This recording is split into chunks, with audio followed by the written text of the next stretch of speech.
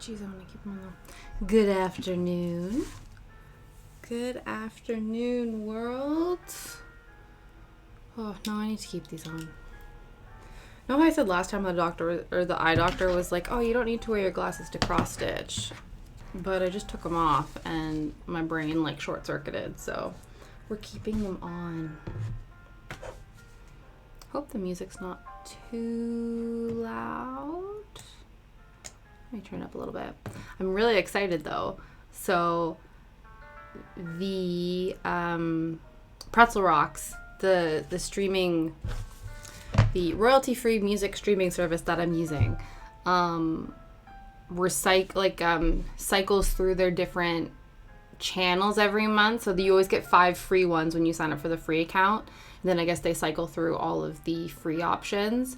And I'm so excited because they actually put chill piano in the free section for, I don't know how long, if it's just for a week or whatever, but this is awesome because like this is the vibe. I don't know if you remember, I was complaining before about how I don't want to get a premium subscription to this service just to have one channel. So I'm really, really excited that I get to use it for free today. So yeah, things are good. I remembered to turn my mic on. That's always a plus.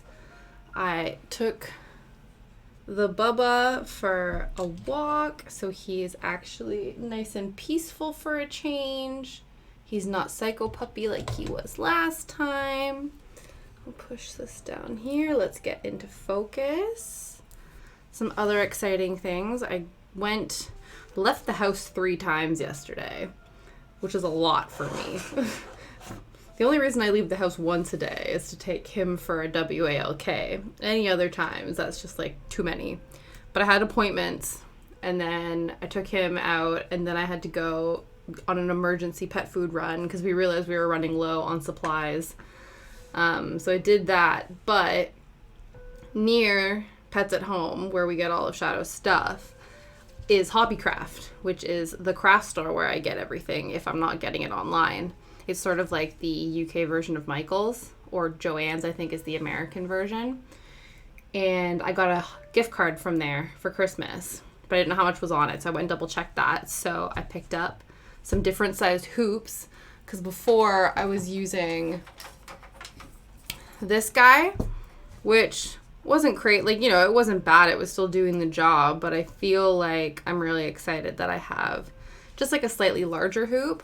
I also picked up some thinner needles because I noticed that the tapestry needles that I had were quite chonky, which I noticed in less so this one because it seems to be pretty forgiving fabric, but in the other cross stitch that I'm doing, I just noticed that the like nub that you thread the floss through, the little hole of the needle, when I went to pull it through the fabric, it would kind of make like a thump sound, which like made me think that, oh, they're obviously getting stuck.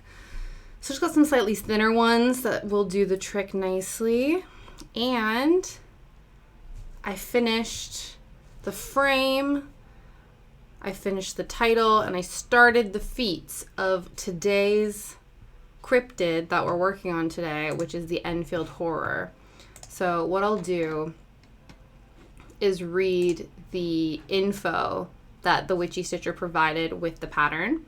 So, the Enfield Horror, not to be confused with the Enfield Haunting that inspired The Conjuring 2, is a cryptid observed by several people in 1973. This is a 70s disco cryptid. Also known as the Enfield Monster, this disturbing-looking beastie makes its home in Enfield, Illinois. The Enfield Horror is described as having no less than 3 legs, grayish slimy skin, clawed hands, and reddish eyes. It has been described as humanoid or ape-like in appearance and boasts impressive speed and agility, and it screeches like a wildcat. It's really interesting because when you kind of look at him, I'm sure he doesn't, well, I know it's like a stitched version, but he doesn't look fast to me, but apparently he is. The creature, which frightening in appearance, was reported to have done no more than destroy a pair of shoes and maybe a bit of property damage. So a very spooky fast boy who clearly hasn't really gotten into much trouble, but he was a big deal in the 70s. And that's who we are stitching today. So I'll get that all queued up and started. Today as well, we have our tea with us in my cute little Mickey Mouse mug. And I'm drinking an oolong tea today. So still a little bit of caffeine, but like not super overboard. I'm not doing like a black or green tea this late in the evening today. I actually put a little bit of maple syrup in it to do like a kind of maple oolong instead of like traditional kind of the honey route that I do with green tea. And it's very, very tasty. Ooh. So, speaking of my leaving the house 3 times adventures, one of them, like I said, was to do an emergency food run. And because we're doing construction in our garage, we actually have to park the car away from the house. And I don't know if you remember me talking before about how we're sort of dead center on a street that kind of you don't really have any access to us unless you walk. So either end of the street is about a 7-minute walk. So you usually park on either end and then you walk towards us. Either pole doesn't really have very many. So I'm just gonna move something out of the way for Shadow. Oh, you want to lay down here, bud? Oh. He was trying to like get all comfy cozy in this corner of the room. And the drying rack was there, so he was stuck. So I needed to assist. Oh, is this stuck now too? Oh, there we go. I want to see him. He's over there. Over there in the corner. Yeah, had to help my boy out. But yeah, so where our car is currently parked, or every time we like leave, we have to hope and pray that we find a parking space decently close to the house. So yesterday I took between all this stuff, because I did a couple runs of things, but the main thing was I had a 15-kilo bag of dog food, plus, you know, my bag and whatever other bits I picked up from like Hobbycraft and things to carry back to the house. So really I was kind of like repping maybe closer to like 18, maybe 20 pounds that I walked back to the house. So I'm a little bit sore today, which I don't know if that's good or bad, if that's lame, that, you know, but yeah, I think carrying 18 pounds, you know, a 10-minute walk is, yeah, considering that when was the last time I lifted anything heavy? The only time I ever do is if I have to like lift Shadow into the car, all 25 kilos of him, but that's like 2 seconds. I don't have to actively over a long period of time do that. So yes. Okay, so I figured instead, I think the last two cryptids I started from the top, but I'm gonna start from the bottom this time and see how that goes. Started from the bottom, now we here, if you know what I mean. But yeah, so that's what we're up to today. The garage is looking fabulous. I think we're at the point now where they're just gearing up to get, like, they need to get roofing supplies because the actual baseline structure is done now, which is very exciting. Now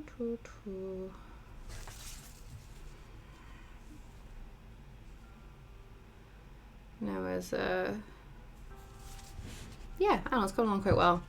It's good though, because I'm hoping that once the structure is done and all set up, Shadow might like chill out in the evenings. Because he kind of like doesn't know what to do with himself. I don't know, he kind of reaches this point at like 8 o'clock where he sort of like won't settle down. He's like constantly moving around. He wants to go outside, he wants to go inside, he wants to play. Like he kind of doesn't really know what to do. So actually, last night he just had so much energy and we were like, okay, like we're not going to get to just sit down and watch our show. Like we obviously need to do something else. So Liam actually taught Shadow a new trick. I don't even know if it's really like something that you teach somebody. You just kind of practice it over and over again and they get it. But he can now, with about like 80% accuracy, catch treats in his mouth when you toss him. Ever since he was a puppy, like Liam's been trying to get him to do this, and like his mouth-eye coordination was totally off. But yeah, I think it was last night we just like, I don't know if he was just hyper-focused because he wouldn't settle or whatever, but like first try, he did it, which was very exciting, and I managed to catch it on camera, which was really cool. We had a few misses and stuff, but yeah, it was very exciting. He was quite proud of himself. So that's a fun new thing we learned yesterday. But hopefully, once the garage is done, like, we'll have our garden back, and so we can just sort of let him out to run off some steam and stuff. Because I feel bad because when we go for walks and things, he'll get, like, the zoomies. And the pavement is not the best place to do that. And also, like, he's tethered to a lead, so he really can't get that energy out. And also too, it's like, so he doesn't accidentally rip my arm off, I need to kind of coax him down from that. But as far as I know, like, zoomies for dogs are like, they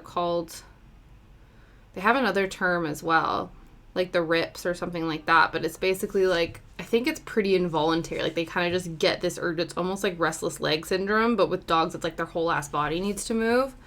At least that's what I think is the situation.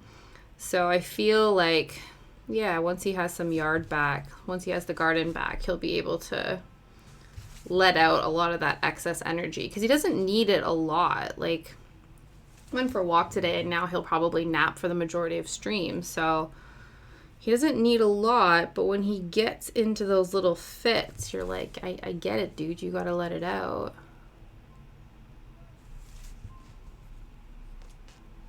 It's funny today, I think the, like, main building manager wasn't around today, so it was all the, like, younger, like, lay people, I guess, or, like, the builders and things. And they've been listening to the radio or listening to music while they've been working. And they've just been, I feel like they've been listening to, like, just kind of like your traditional, not like older, I think, like, kind of, you know, like, it's not top 40 radio, but they kind of play hits throughout, like, the decades and stuff like that, sort of, like, popular but not new radio stations. So that's what's usually on. But it's been a lot of, like, rap music today. So I'm like, oh, that must mean that they got to pick the music this time, whereas before I'm sure they just, like, listen to whatever the boss puts on and they're like, yeah, sure, whatever. But yeah, there's been a distinct musical difference today, which I thought was funny.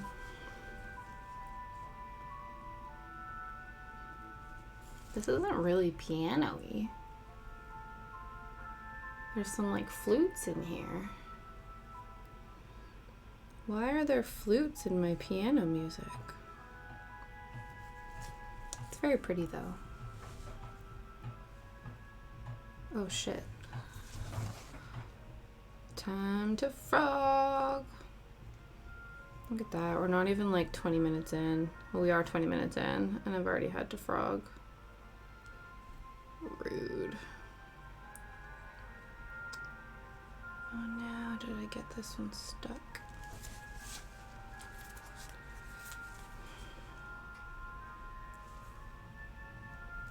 I probably, like, accidentally stabbed through the fabric that it wrapped around, so it probably got stuck on the way out. That is my theory.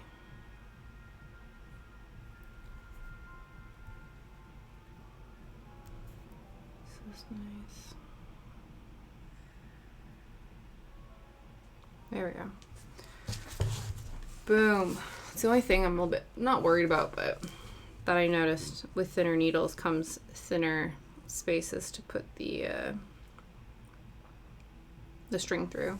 But these ones actually aren't that bad. Now that I say that, they're actually quite a decent size. Like, they're thinner, but they're a lot longer, so you have a bit more room to get it right. 1, 2. Jesus.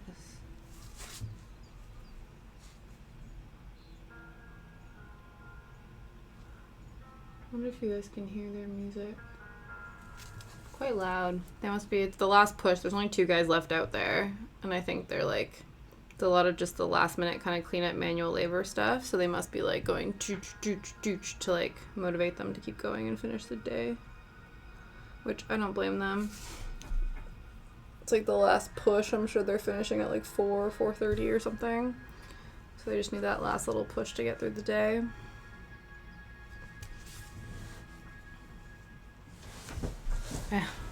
The other thing I left the house for yesterday was I had like a chiropractor appointment, massage appointment, to address all of the tension all over my body. And I don't think I know my posture is shit. It's better than it was, but I definitely think that I've been slacking lately, and it's really showing off in like all of the tense muscles I have. So every once in a while, I need to remind myself. I might do it like, the 20-minute mark, we'll do like posture check. And, you're supposed to like tuck your chin and like, I don't know, stand up straight. Remember when I used to take dance class, the teacher would always say like, you pretend you have an imaginary string that's like going off the top of your head and it's attached to your spine and the string's getting pulled.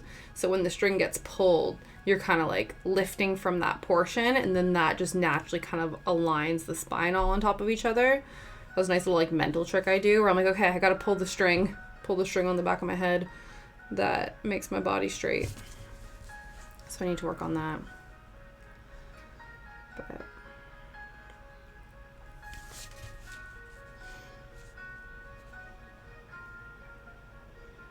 you ever find though, it's like there's only so much you can do. And to be fair, like the practitioners that I go to are really great because they're kind of like, yeah, like you do what you can. This is what you should be doing. But obviously people aren't perfect. So if you just kind of do X, Y, and Z, and then we'll adjust you and it's all good.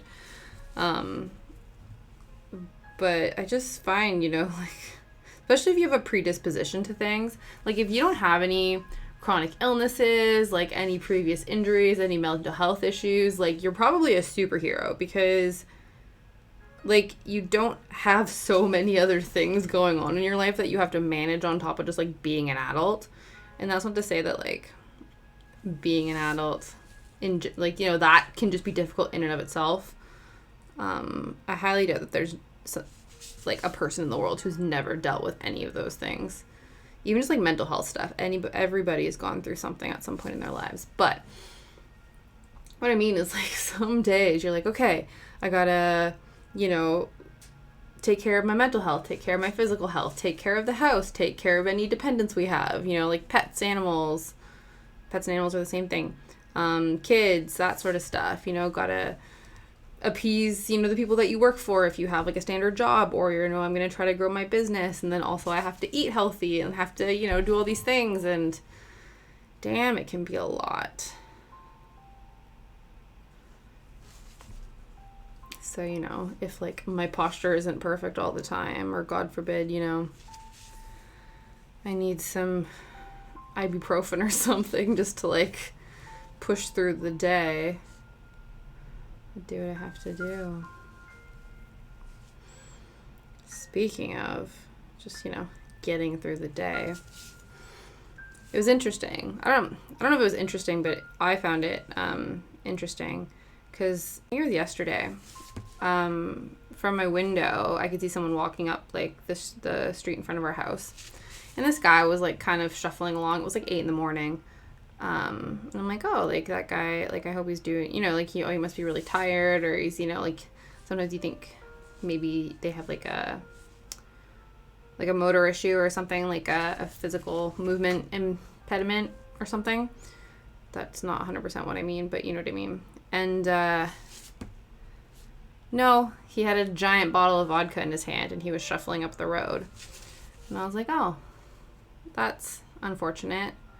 But it was interesting because there's like tons, like up the road, like there's so many like intact beer bottles, broken beer bottles, like all sorts of stuff. And I just assumed that it was like young hooligans, them crazy kids.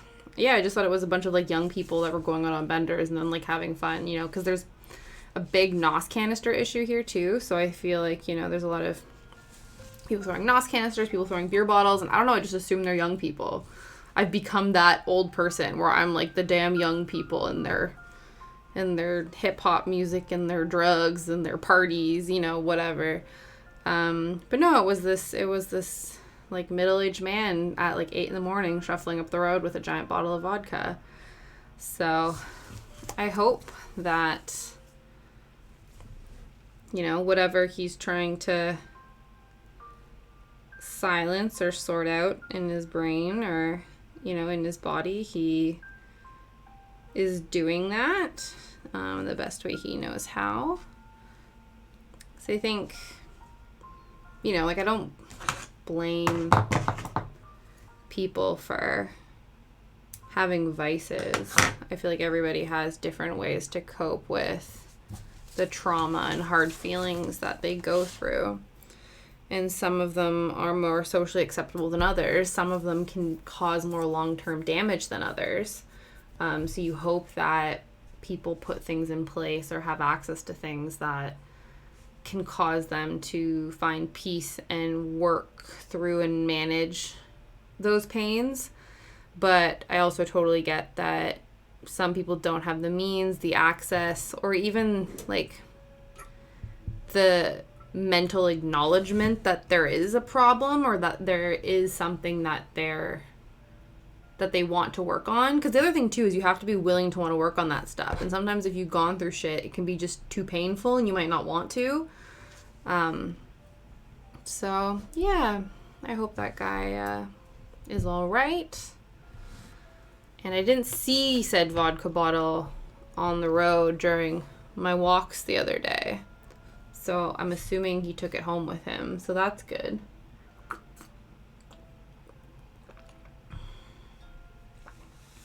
I think because like that road is right next to the highway, like there's so much shit like in the bushes sort of along that way. If you walk all the way up that road, especially obviously in the wintertime when all the leaves on the shrubs and stuff have gone, just absolute nastiness around there.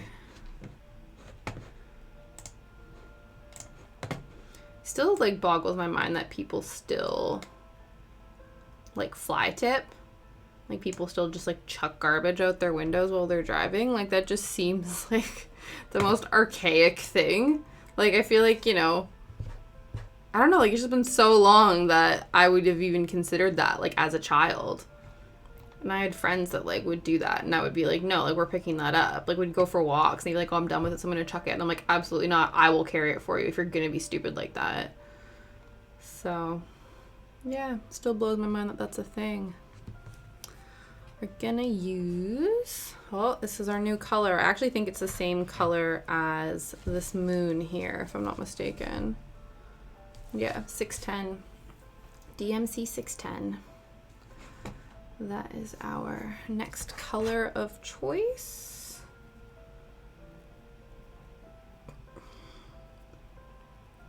I'm so happy about this chill piano music. So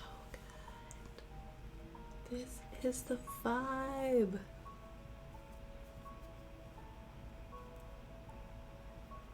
Oh no, I got a tangle. There we go. Oh, got a little bit of a chill suddenly. It's been really cold here lately. Luckily this room's really nice. Like I literally have a radiator right behind me and Shadow was banned from this room unsupervised. So the door was closed. So it allowed the heat to sort of get trapped in here. It's dissipating now though. I might actually have to close the door. Keep it nice and toasty. But yeah, so Shadow just, even like Liam tries his best, and to be fair, like I'm surprised he hasn't taken more stuff off of my desk. But yeah, Shadow's so tall that when he sees something he wants, he can just kind of like reach his face up and take it. So yeah, he stole something that he wasn't supposed to have today, and it's been happening a little bit more frequently lately. So he's banned from this room when there's no one in here to supervise him. So it made it nice and toasty when we came in. But now all of it is running away. And it's crazy because like I have this like thick sweater dress on and I have this thick shawl on and I'm like, why am I still cold? I don't know. I feel like I need to like rescind my status as a Canadian if like 3-degree weather makes me cold. But also too, we don't have the same level of like toastiness that Canadian clothing has. And also too, I'm sure we were cranking our heat. So I could do that, but like also I don't need to. I can just put more layers on. But this is definitely the warmest room in the house. I think because it has 2 radiators. It has this small guy behind me, and then there's a big one over there, because this used to just, like, this little section used to be the room, and then they put an extension further out that way, and then they didn't have any more heating, so there was just like this tiny little radiator behind me that heated the entire room, so it was cold AF. So that was one of the first things we did, is we actually replaced the radiators, well, replaced the boiler, and then added a few more radiators around the house just to kind of help with the flow of heat. And yeah, so now it's very toasty in here. Sometimes it's too toasty, but right now it's okay.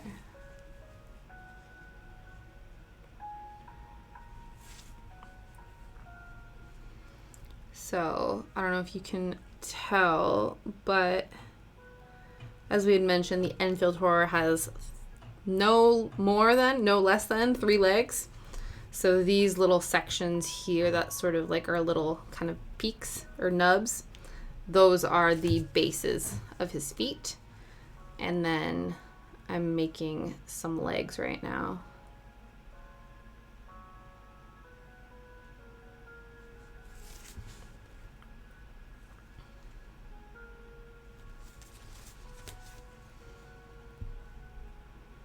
Gonna have to continue the frame at some point too, because I only did sort of the first chunk of the frame that would allow me to start the first cryptid.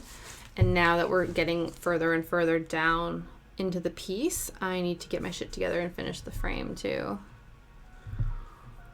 So that'll be something else to work on. The last cryptid is actually, I'm pretty sure it's this, yeah, I think it's this Friday.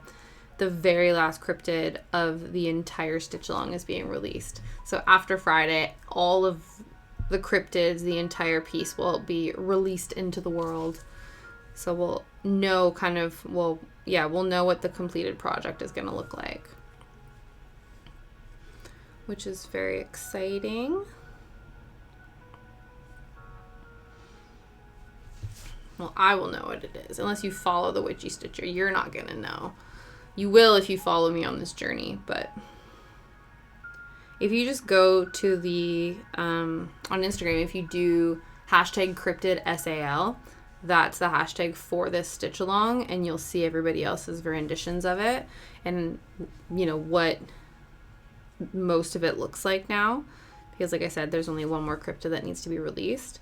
A lot of people have done sort of slightly different color variations, or they've kind of switched up. They've like added little bits and pieces to each individual pattern. It's looked really cool, like seeing everybody's project. I'm going by the book. This is my first stitch along, and I don't feel comfortable going off script.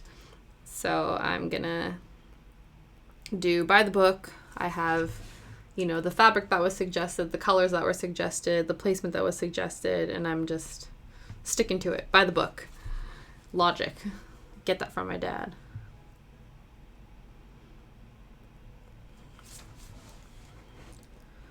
Just see where we're at here.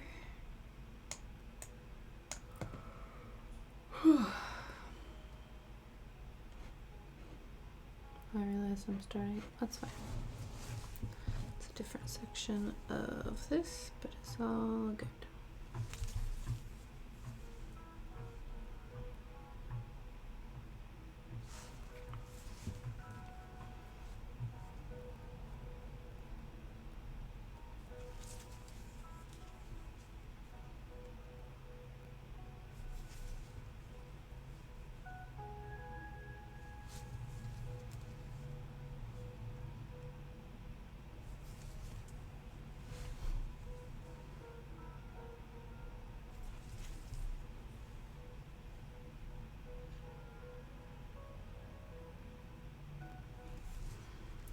keep track of how tall these legs are.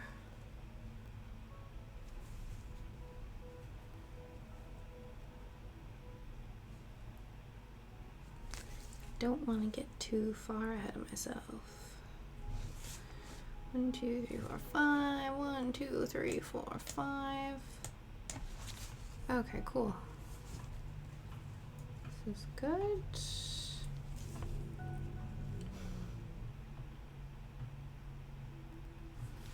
The sleepiest shadow.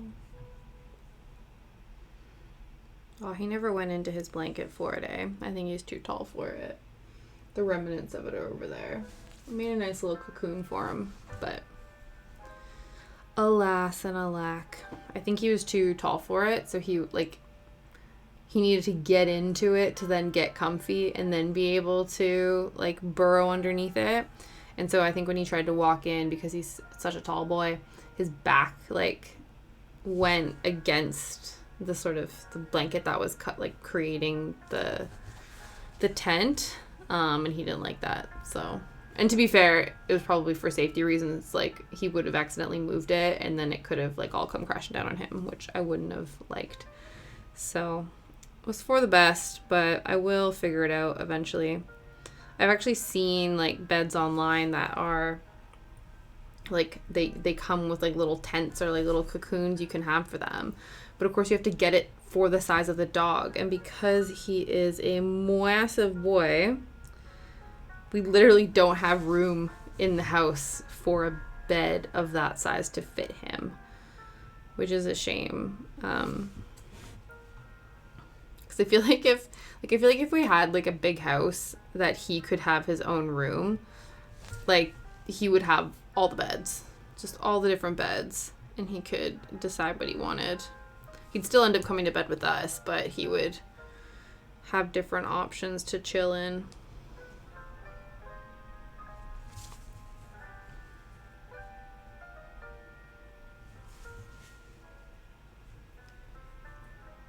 Okay, now I'm going to go across. So the first leg, for the most part, is done. So I'm going to go across his body. So 1, 2, 3, 4, 5, 6. Yeah.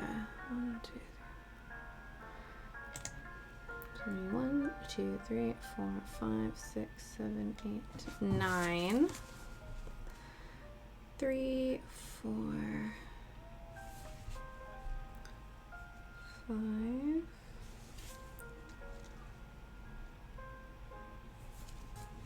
6.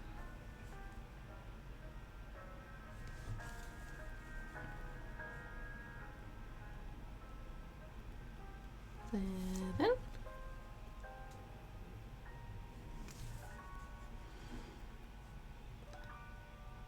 8.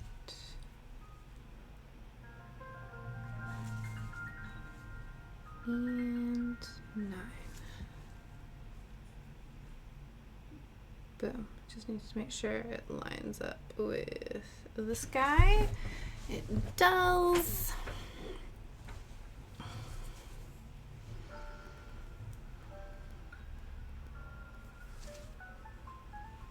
There we go. Now we can join up his other leg here. And then we'll do the third one in the center. And we'll see how this goes.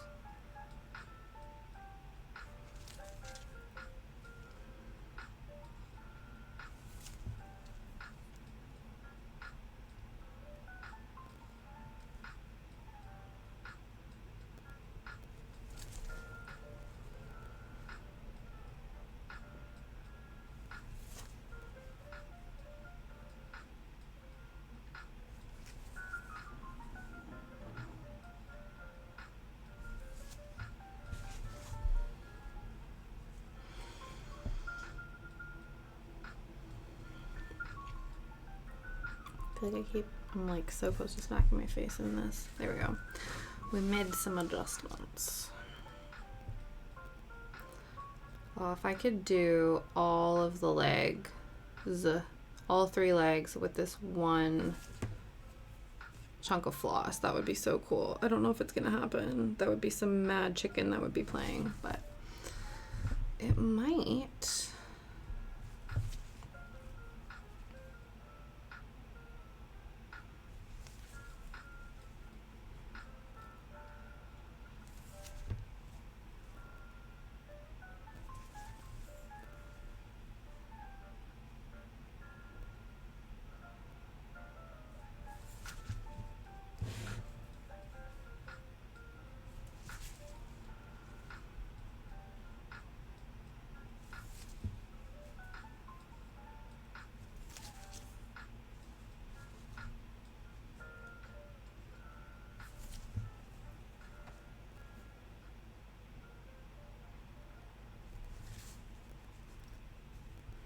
Yeah, no, it's definitely not going to happen. That's all right. We'll finish these off, though. We'll finish this line of thread. And then I have to tell you about the scariest dream I had last night, which is now seared into my memory forever.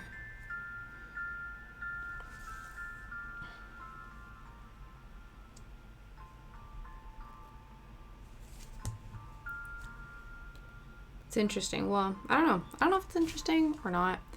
I just find that I don't always have tons of dreams, but when I do, like, I never feel like I have a very restful sleep.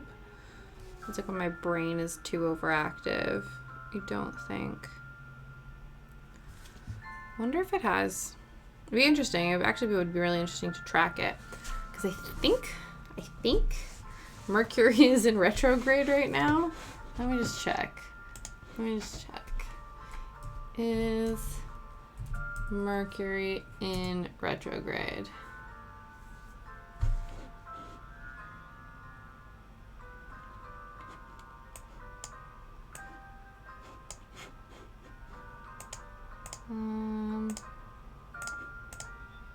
God, Yahoo, Jesus. It's been a hot minute. When will... This is not even...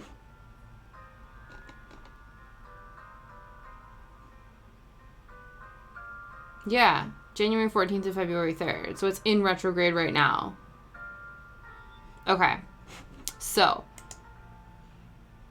be interesting. I don't know if it's 100%, like, if that would be a thing, but I would be interested to know if my frequency of dreams increases during a Mercury retrograde or during a full moon. I feel like those two sort of events. Actually, let me see what state the moon is in right now. Got an app on my phone.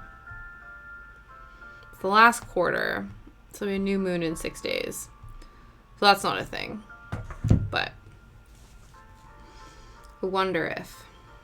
It's the other thing I was thinking about too, because again, like I said, I think there are logical reasons that, you know, Shadow been acting a fool lately. But I do feel like it would be interesting if dogs were impacted by astrological events, because dogs are descendants of wolves, and like all of the iconography about wolves is about like howling at the moon and werewolves and like changes with the moon and stuff like that. And so obviously they're impacted by the moon stuff, but I wonder if they're also impacted by other astrological events. And Mercury retrograde is like, you know, people, I don't know, a lot of it has to do with like tech stuff, but there are kind of just when things are off and stuff is feeling whack. I think depending on what sign the retrograde is happening in, different things might require more focus depending on your astro sign. Shadow is a Capricorn. So yeah. I don't know. That was one of the things I was wondering during our WALK today, because he's been really good at not jumping up at people. Dogs is like another thing, but like he's usually quite good. But like today, every person we walked by, he was like super full of beans and wanted to say hello to, which was something that we had gotten under control, but not today. So they do say though with dogs, like, not to be discouraged, because sometimes they'll have good days, they'll have bad days. I guess it's like kids, right? Where, you know, you try to teach your kids good manners, or you try to teach your kid, like, you know, morals or something like that, and sometimes they mess up, sometimes they lie, sometimes they do bad things. It's like people in general. But I think especially when, like, you're responsible for teaching those life lessons and things, or teaching manners or skills to pets or children, or, you know, people you mentor, and they mess up, you can sort of internalize that as like a, well, I messed up. And I don't know, people be complicated, animals be complicated. There's like an ebb and flow to stuff, especially apparently with dogs during their adolescent teenage years, which makes sense. So, you know, until about, I think June-ish will be when he's 18 months old. So he'll be a year and a half. And that is kind of when large dogs are fully grown. You know, they kind of are truly in their like adult stages, because I guess the bigger the dog, the longer it takes them to hit milestones. Like tiny dogs will be fully grown before their year mark. Like they'll go through different stages a lot earlier because their body takes less time to develop. Whereas large dogs will be stuck in like puppy mode again until like the year and a half mark, and they're still growing up until that point. Significantly less, but they're still, they're still growing up until that point because their body has a lot more work to do, and their brains, to get them to their fully developed selves. I wonder if that's true for humans as well. Like if really tall people take longer to mature than really short people. Probably not. That'd be hilarious if that was the case though. So it's like short people are like super like, you know, very adulty, and then you got like 40-year-old tall boys running around like not knowing what the hell's going on.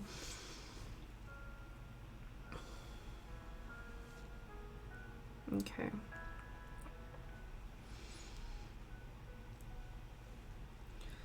So we got two of the 3 legs. And in the immortal words of Meatloaf, R.I.P., 2 out of 3 ain't bad. And so that was all right.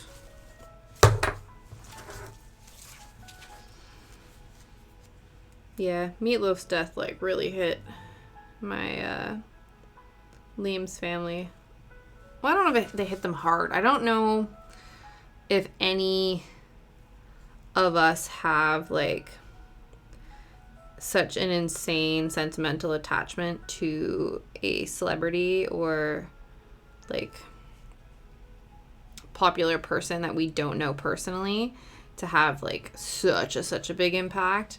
But like it feels really shitty. Like certain celebrity deaths feel shittier than others. And Meatloaf's one does because it was something like the Bat Out of Hell, like I was going to say soundtrack. It is a soundtrack from the musical, but before that, it was just an album. So that album got listened to a lot in my partner's family, in Liam's family. So it's a really big deal. I remember when he was on Celebrity Apprentice, back when, like, Weasel's, you know, before the world went crazy, and somebody thought that they could be the president of the United States. So back when we still had some semblance of respect for this person, Meatloaf was actually on Celebrity Apprentice, and I remember him losing his mind at something, so he kind of wasn't painted in the most favorable light on reality TV, but it seems like for the most part, like, everyone's kind of forgotten about that. I don't know if he had any other major controversies in his life, but again, I don't know that much about him, but from a musical standpoint, that was hard for the peoples in my family.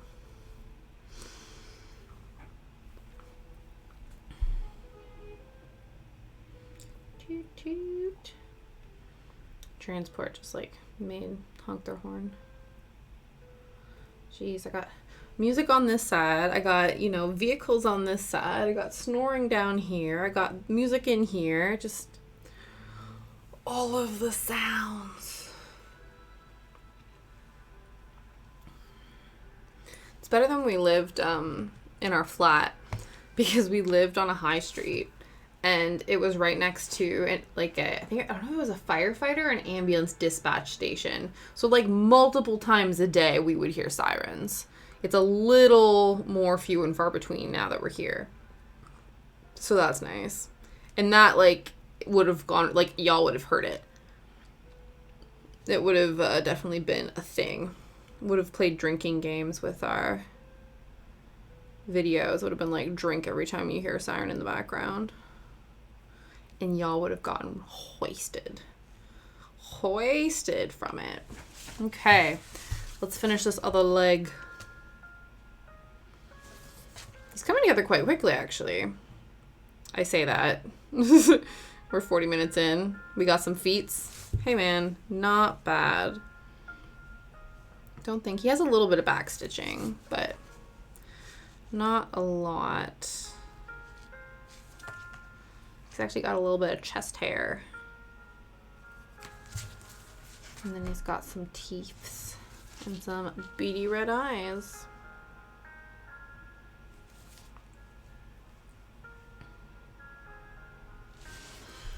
Oh, would be helpful if you could see what I was doing. He's just gonna be in front of my face because I want you to see what this is. Okay.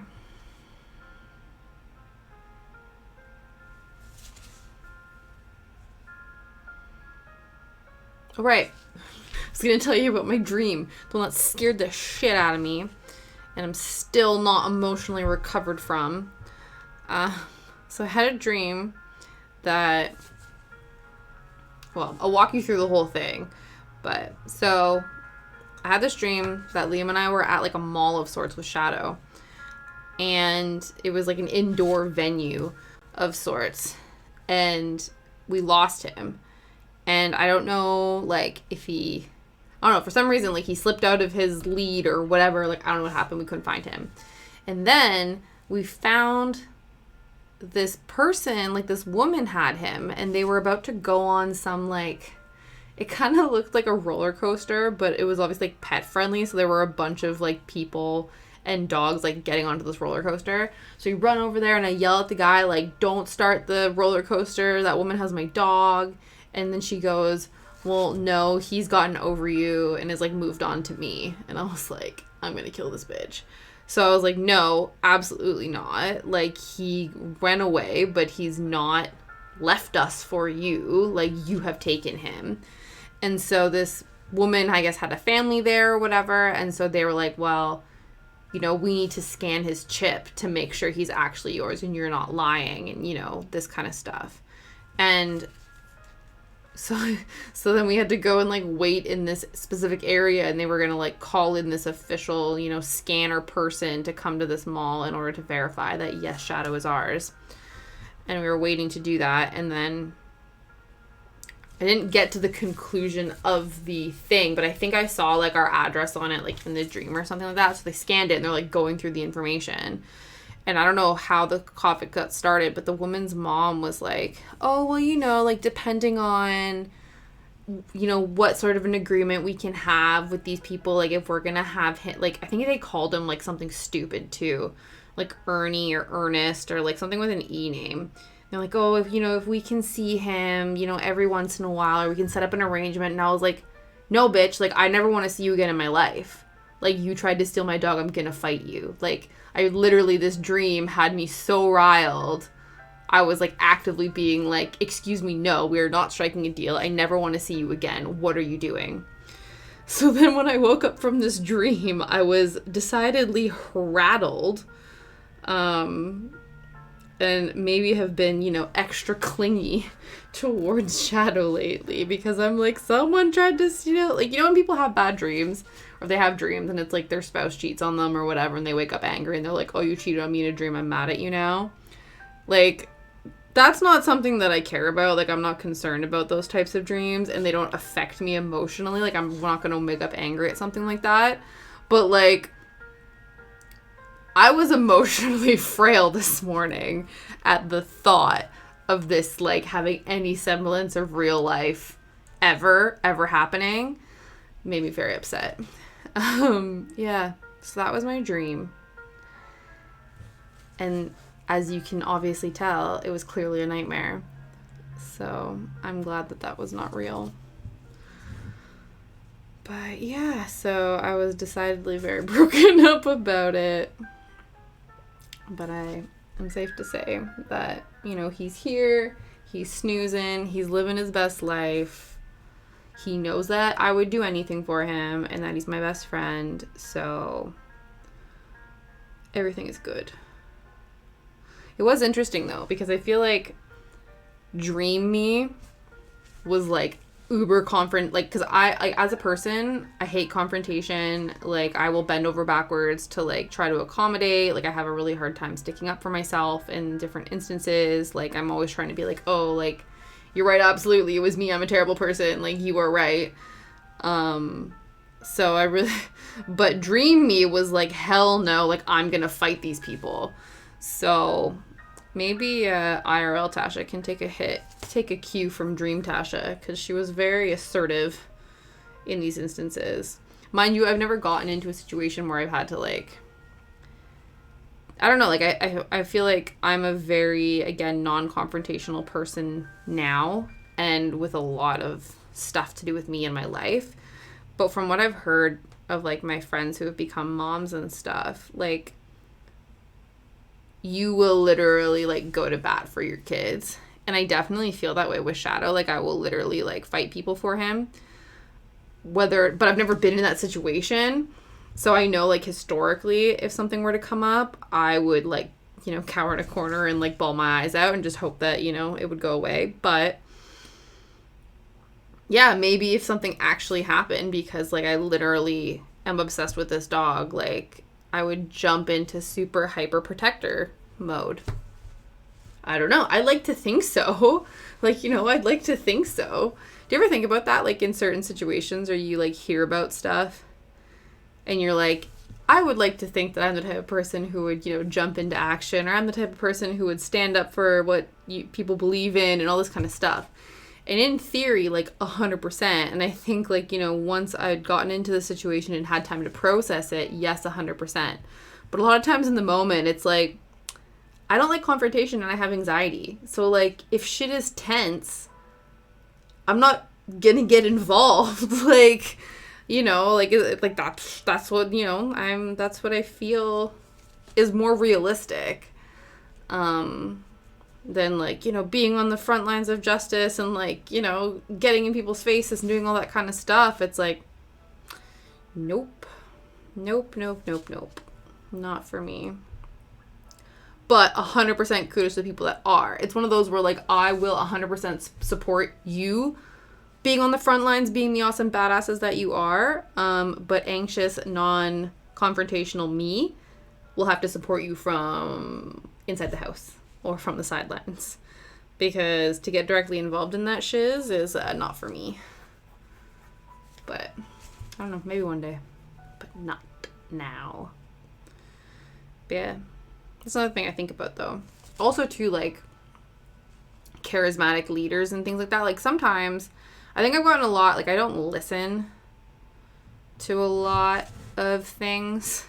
That sounds weird. Like, I guess people, like, I think when I was at university and stuff, like, I would, you know, we would be learning about all of these, like, you know, deep sociological, psychological, whatever's, and, you know, it was just like a big think tank where you would, like, hyper focus, talk, and analyze, like, the world and society and people, right? And there were, like, some very charismatic professors or some very charismatic speakers, you know, that would talk this stuff and get you riled up and super passionate about it, right? And then it would make me think, like, you know, these are people that are very charismatic and they're using that charisma to rile people up for good. But obviously, you know, historically, as we can see, like, there's a lot of charismatic people who rile people up for bad things. And then you have to sort of take a step back and think, like, would, you know, like, if, like, how much of it is, like, your moral grounds and your moral understanding of a situation, and how much is it, like, oh, this person is very convincing and they're a very charismatic speaker and I fully believe them. I think I just, over the years, have become quite a cynic, or I don't, like, listen too seriously to things. Actually, I think Liam is really, like, helps keep me grounded, because I can get very passionate and riled up about stuff. And sometimes can put, like, blinders on, but he is, like, Mr. Libra, who always has to see things from, like, all the sides. And that's good in a way, like, well, in most ways, but I find that helpful because it helps to contextualize or not push down, like, I don't know, it just softens the intensity of my feelings for things. And I'm able to have more productive conversations as opposed to just like, you're wrong, everything is wrong, the system is wrong, everything sucks. There are times, though, like, obviously, where there is no devil's advocate other side. Like, absolutely not. I will not debate that with you.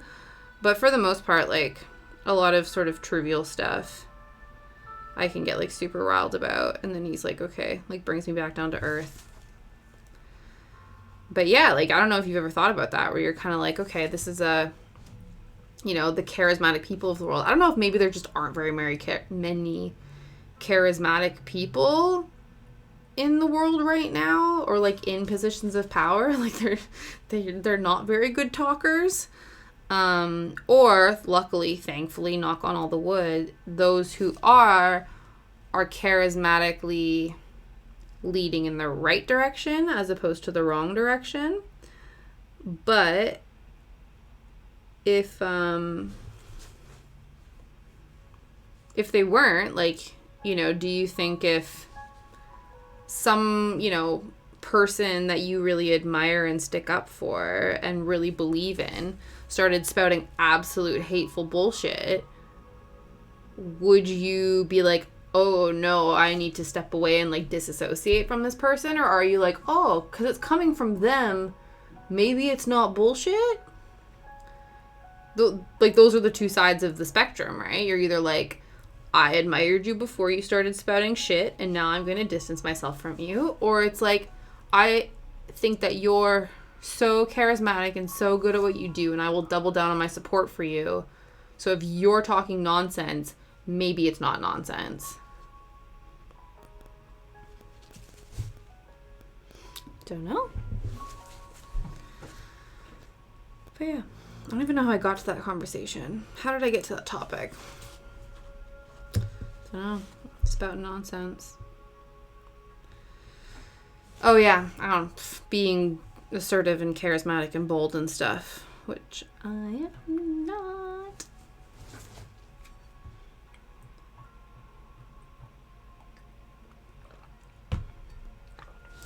Tea is, like, not even lukewarm anymore.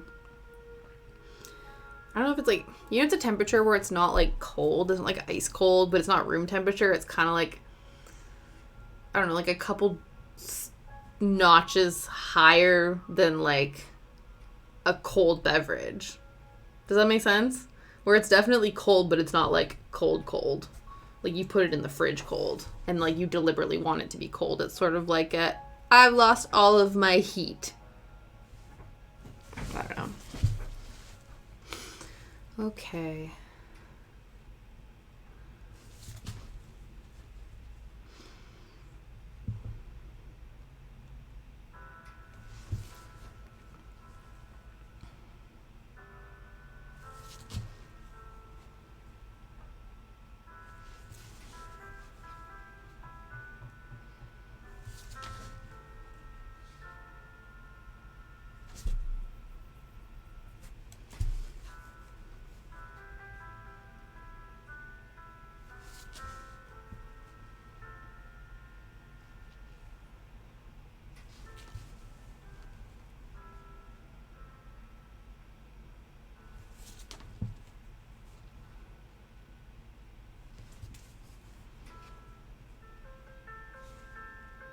Oh, damn. Here we go. Cool.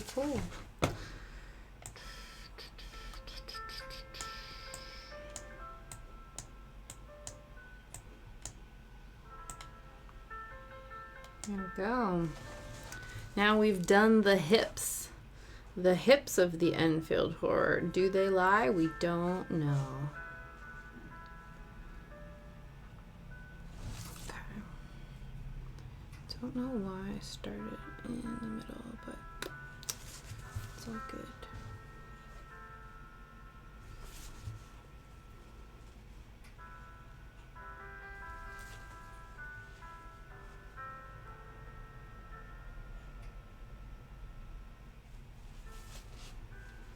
I don't know if you can tell on here. I don't think so. But I've obviously, like, I've talked before about why I had to originally put this project away because Shadow chewed it up. And there's like a little section here. It's not focusing, so that probably doesn't help. But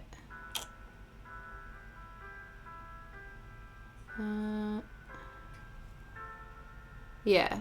Nope, it's blurry again. But anyway, in this section here was like one of the sections that was chewed on, not to the point where there was a hole, but that it's like a little bit flat and skewy. Yeah, you can kind of see it there. So I was a little bit worried that it was going to make, I don't know, like that it was going to be super noticeable. But so far it doesn't seem to be. Hopefully it doesn't end up bringing too much attention to itself. Because I'm not sure if, because I have another section a lot further down where I actually repaired a hole. And I don't know if, I don't know if there's any stitches that are going to be going over that section. So it'll be interesting to see, like, if the sections that kind of have stitches in them or around them make it more noticeable, or if it's like there's no stitches around that section, it's very kind of blank. If you can sort of notice it, or maybe in both of those instances you can't, I don't know. Obviously, I'm hoping for the last one, but we'll find out, obviously. I don't know. I guess it just, like, gives it character, doesn't it? At least that's what I'm telling myself.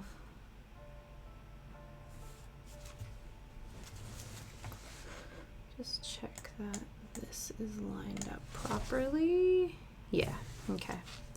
Just making sure that I actually have the right starting points and end points for these things.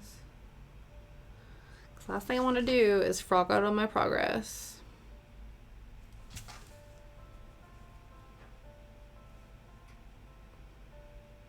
Oh, damn. First hour done. Actually, what we should be doing, let's do posture check, because I already know that it's crap. Oh, stretch it out.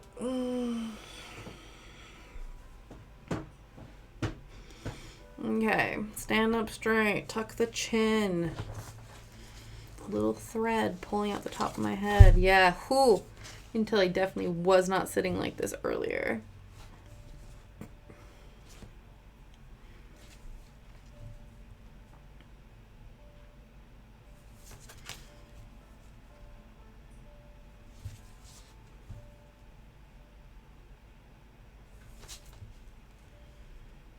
Can we make it to the end of this line?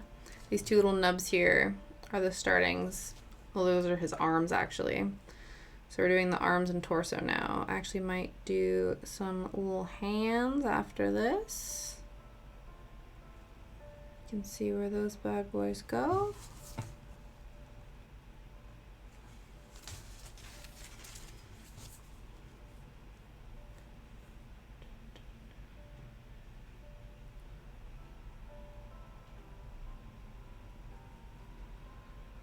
So I believe I was talking about it last week on the Friday, but I've officially put it on the schedule. So for all intents and purposes, it is a thing now that we are now going to be streaming both Tuesdays and Thursdays from 3 to 5, which I'm very excited about.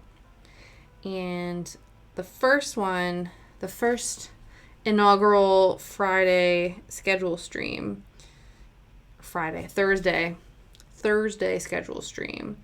I'm going to do some needle felting. I haven't done it in a little while, but I'm really excited about making some sort of like forest core brooches, pins. I really want to make some like little mushroom boys. I'll actually show you. Let me just finish this stitch. Something that I made. So this little guy here is all needle felted. So I made, this is like a 3-dimensional mushroom. I think I want to make like pins that are much flatter. This guy actually his name is Freg so there's this Instagram artist. His name is Jean-Claude Browncloud, and he has this character named Freg, who's this little frog, goes on adventures and has all of his buddies. And I just think he's the cutest, most wonderful creature in the world. So I made my own little Freg to keep me company on my desk. So that is that project.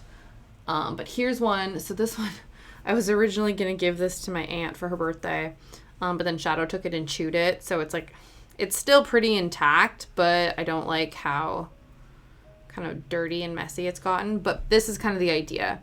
So I would do like a flat sort of thing like this, and then you would stick a pin on the back. So this is a little daffodil boy creature thing. I don't know. My mom said that it would be fine. Like I could, clean it up a little bit and still send it to her. So I might do, but yeah, so that's what I want to do on Thursday. Is I want to make some pins. I want to make some little forest core / cottage core needle felting pins, which is very exciting. And that will be Thursday. And I don't know if it'll probably be mostly needle felting on Thursday. So it'll be like needle felt Thursdays, cross stitch Tuesdays. But I'm also open to other things happening on Thursdays. Because I feel like now I do want to finish the Cryptid stitch along. So I think until this is done, this is just kind of what Tuesday is going to be. But Thursdays could be a little bit more all over the place. So I'm thinking needle felting. I have a bunch of other outstanding cross stitches that I could work on. I could start. I have an embroidery kit.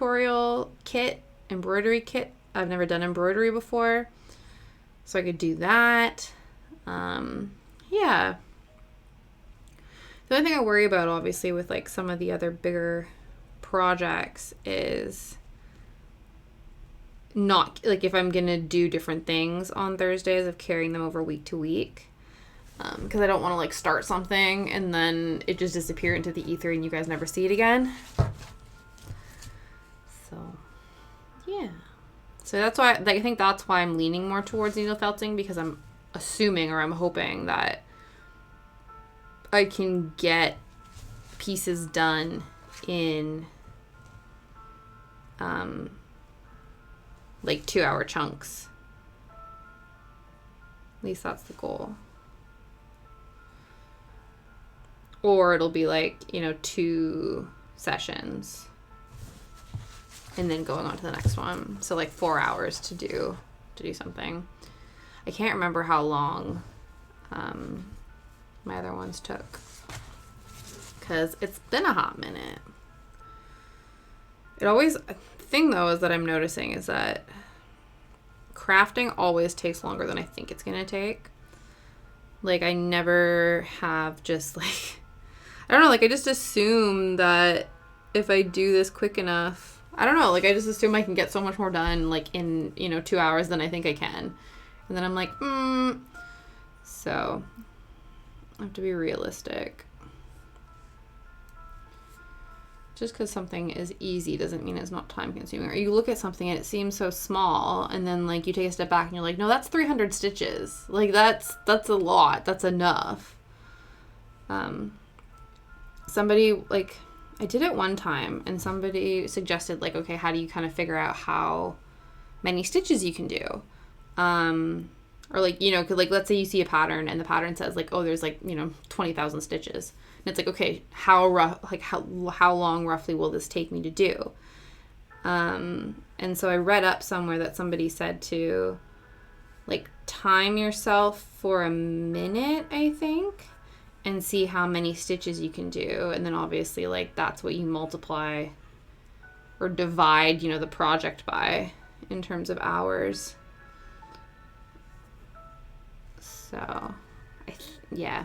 But the other thing too, right, is it obviously depends, like if you're on, like I think the number of stitches you can do in a minute or in 2 minutes can change based on the situation, right? So like if you're doing something, like if you're just backfilling, so like if let's say you've made a square and all you're doing is filling lines back and forth and there's no like need to concentrate on like, oh shit, like one pops up here and one pops up down here, Like, that's not going to take as long. Whereas, like, this shit where you got to make sure that you count and stuff, like, you could get off track with that. So I could see that, you know, not always being an 100% accurate representation of that. But I guess it gives you, like, a good ballpark where you're like, okay, if this, you know, if I can do 20 stitches in an hour, that's insane.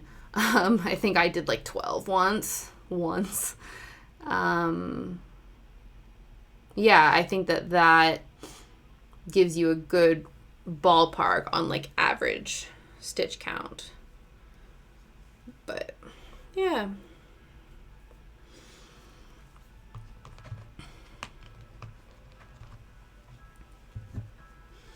I don't think, to be fair, too, I think, like, obviously on stream, things are gonna take longer because I'm multitasking, right? But who knows? Like, maybe, like, it would be very interesting if I, like, just did almost like a silent stream and just straight up stitched for 2 hours. How much more I would get done. But I would get bored because that's what I do. Like, if anything, this is good because usually it's like I do a couple stitches. I, like, check my phone. I, like, do whatever. Like, I don't know. I can't. I'm, like, in the zone, but, like, I'd pop in and out of the zone. So it's, if anything, this is good. This is actually, like, the most concentrated, dedicated 2 hours of stitching that I do a week. Despite the fact that I'm talking mostly the whole time. So, I don't know. Definitely is interesting.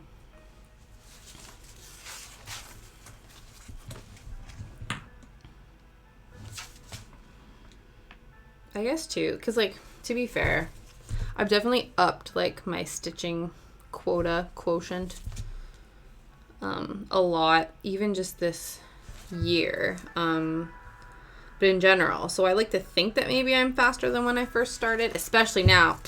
This loop stitch shit, game changer. Like, not even having to think about that. Like, I think that in and of itself already, like, takes, you know, like 0.25 seconds off of every stitch. I already think that it's, like, when somebody showed that to me, I was like, this makes life so much easier. So, it's, like, little things like that. I think there's, like, different tips and tricks people do to increase their speed. It's like anything. There's little ways to, you know, become more efficient at anything.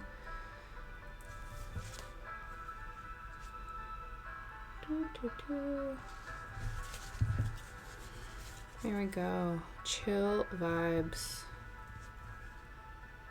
This one's a bit more, like, fantastical.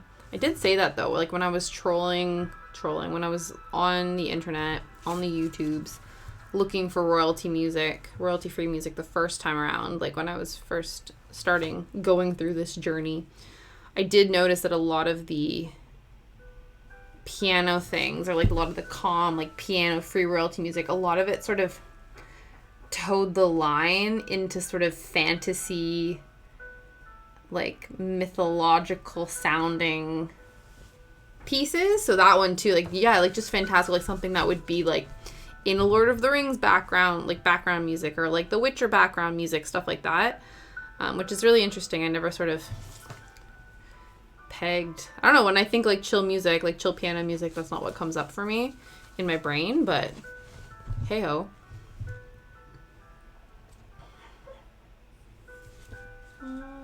Shadow's dreaming. Hope he doesn't have scary dreams like I do. Scary dreams of being taken by people.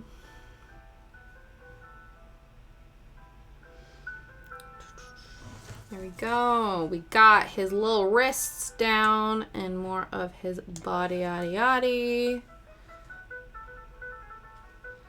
Should we do his arms, I guess?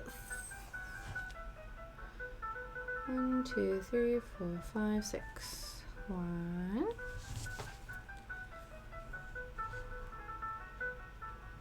2.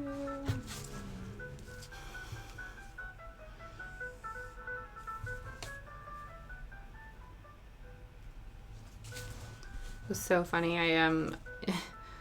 my 15 kilo dog food journey back to the house from the car.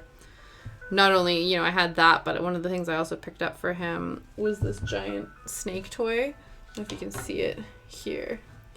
And it's actually, like, I think if he fully spreads, like, a shadow fully spreads himself out, he's probably still longer than this toy. But, like, the majority of, like, the time where he has, like, one set of legs tucked in, like, this thing is longer than him. Which was a very exciting find, because, I don't know, like, I just feel he's such a big boy. Like, he's such a long boy that he'd have something to play with. But anyway, so I got that for him.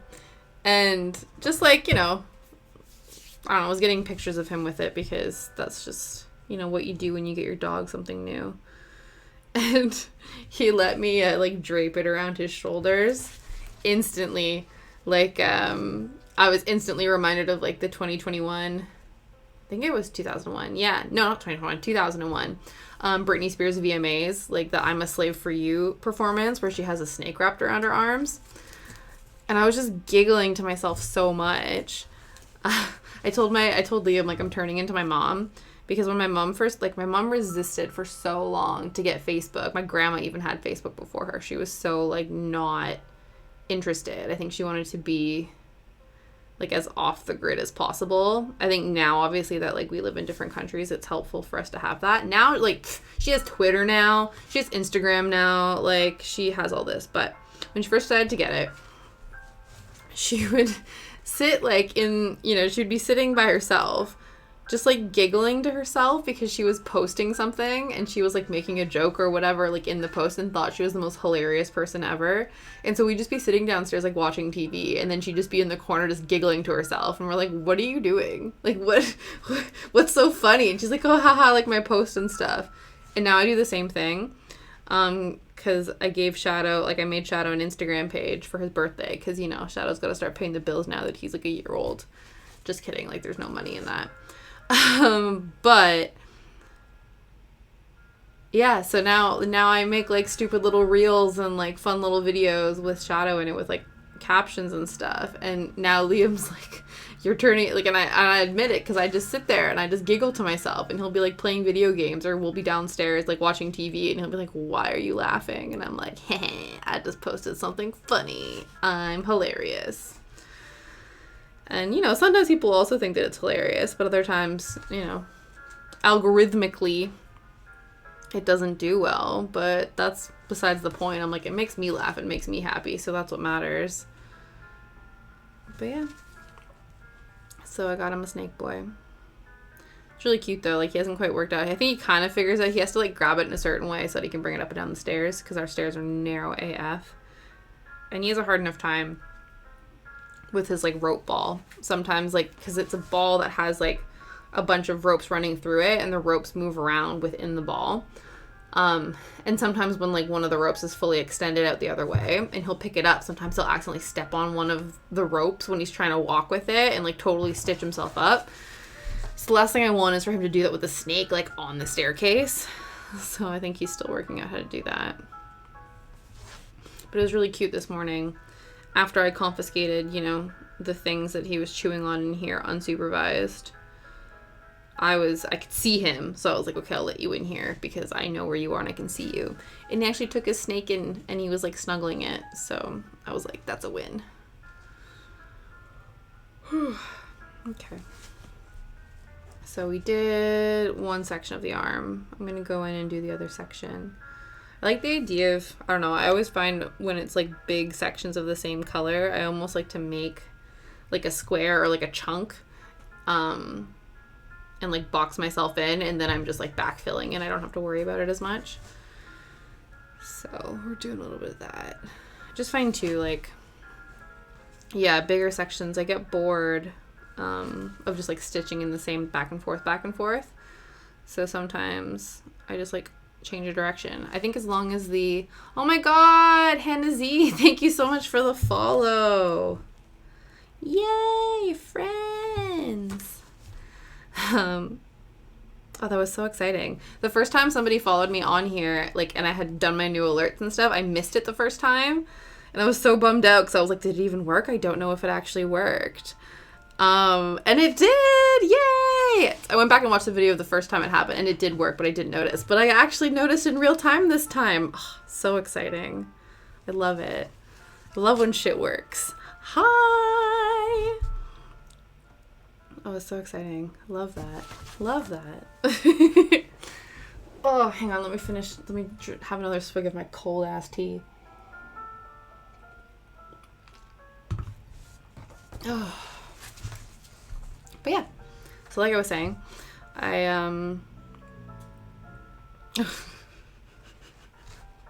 Sorry, somebody keeps snoring. I don't know if you can see him.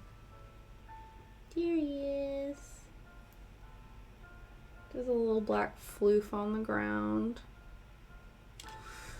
He keeps snoring every once in a while. He just goes like,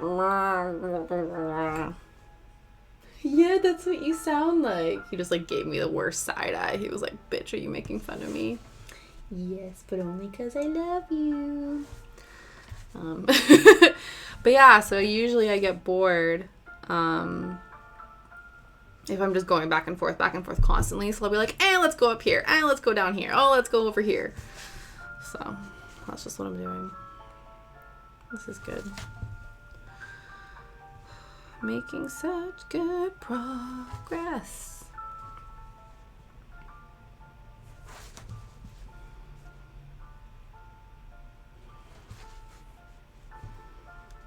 I'm trying to think who's next after the Enfield Horror.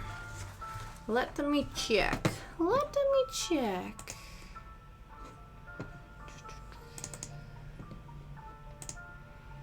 Tis the Jersey Devil. That is our next cryptid. But we have to finish this one first. But from what I remember, he's really cute. He's got wings. He's like picture like a gothic, what's the dragon's name from Pete's Dragon? Like, I don't know, like kind of like no, actually, change my mind. You know who he actually looks like? Oh, now I'm not gonna make, so Disney's Hercules, you know the Pain and Panic? I think Pain is the blue skinny one. So picture like that, like kind of pointiness, but not as pointy, and all black.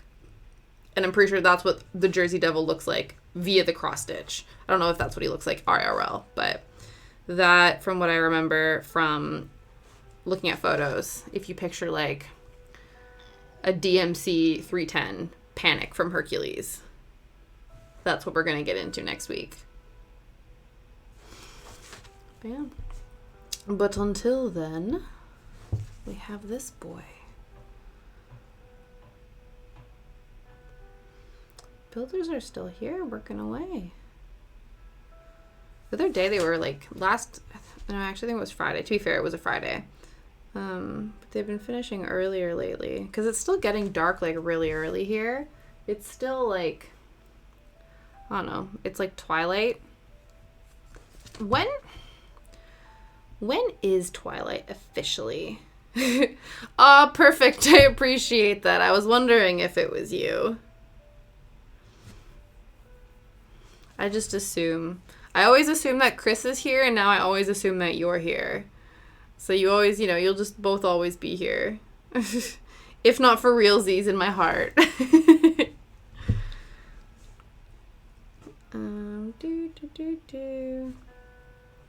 But yeah, what time of day is Twilight?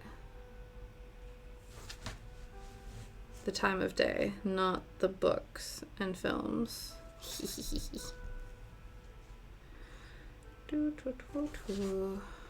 Let me check. Now I need to know. Now I'm curious.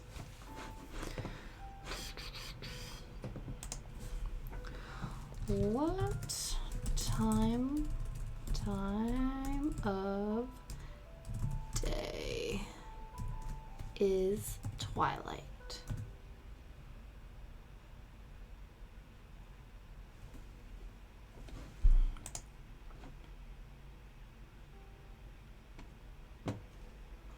That's not what I wanted.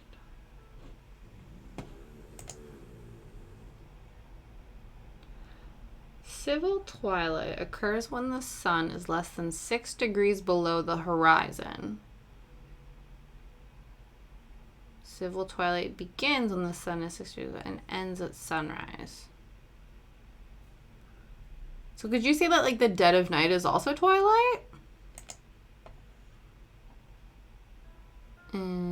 Interesting.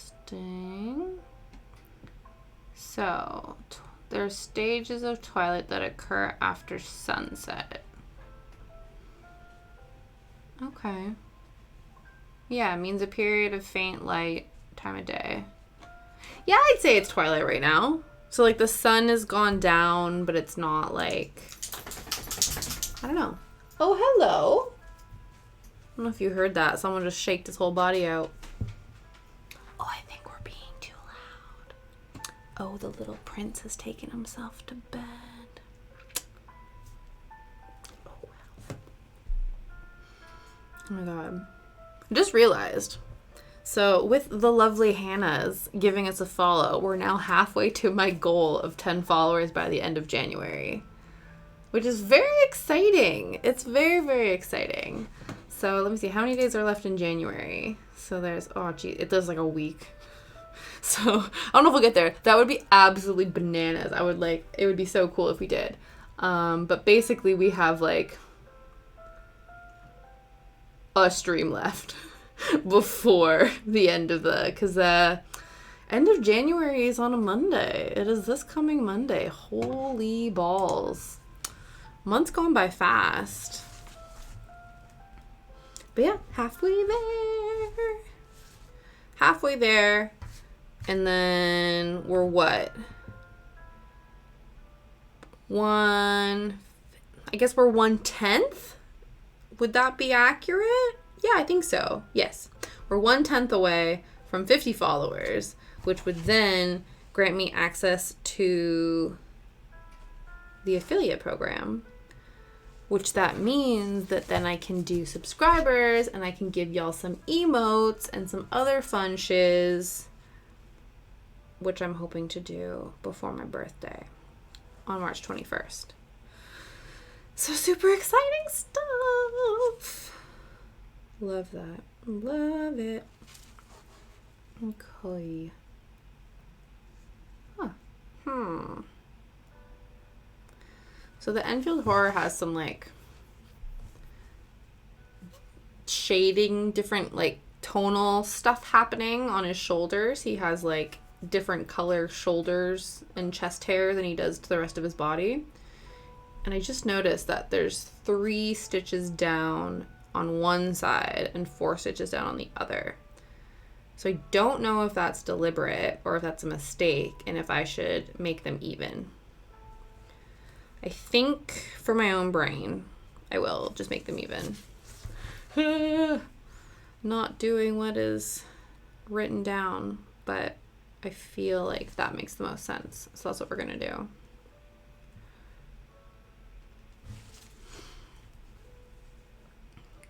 Cool.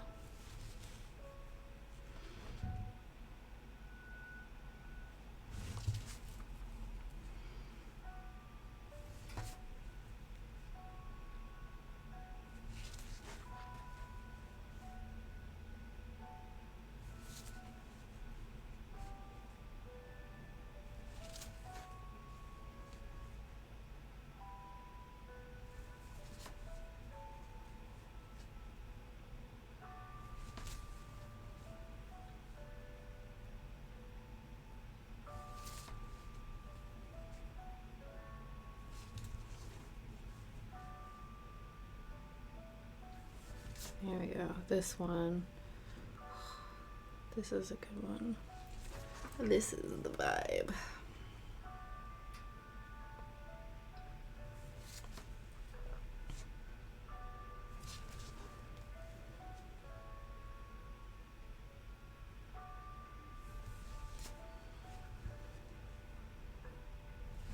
Kind of looks like a football goalpost right now.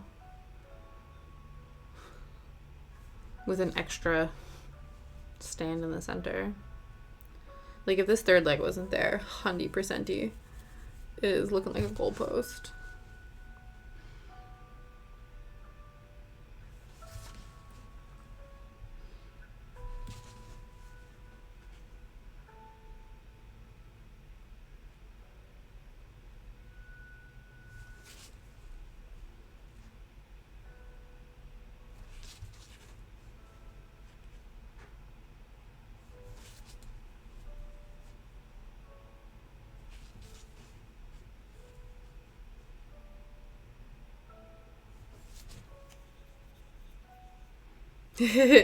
Thank you. Yeah, I'm really happy with it.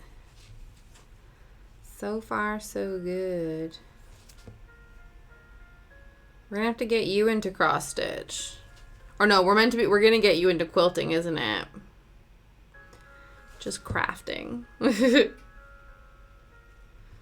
think isn't that what Mom's excited about for when our garage is done, is I think that she has convinced herself that half of it is going to become a workshop space so that we can get some big boy tools in there, and then you can come over and like make lots of really cool crafty shit out of wood. If anybody watches Bobby Duke Arts, you get the reference.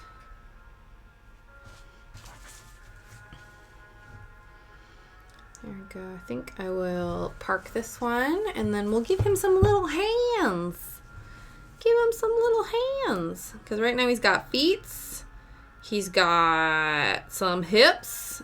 He's got some arms. Well, he's got like half arms. He's got skinny boy arms. His arms are actually 2 stitches deep. But right now we just got 1. But yeah, let's give him some little hands.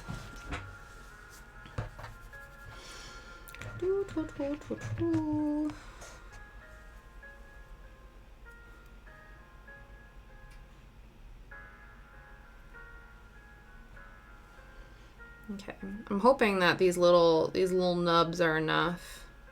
These little string nubs are enough for his hand.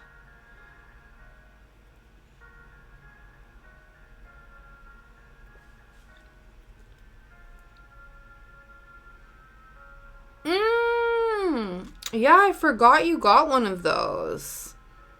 That's so exciting. What have you made with it so far? Or is it just like kind of doodling on stuff? Or have you actually made like, I don't know. Yeah, like just, I don't know. They're so cool. What have you made? Oh, no way. Oh, that's awesome. Yeah, that would be perfect.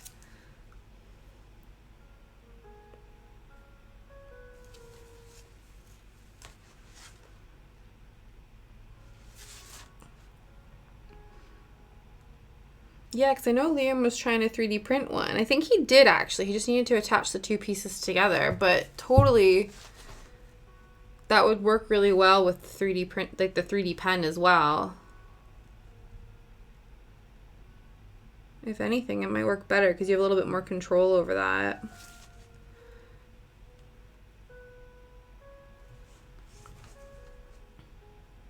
Mm-hmm.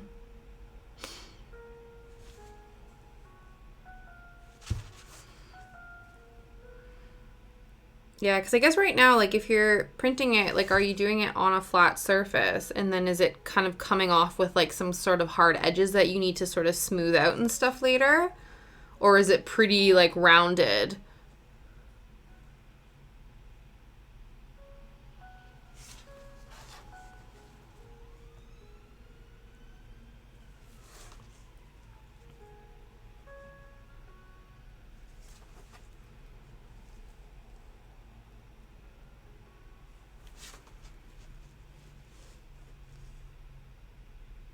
There we go.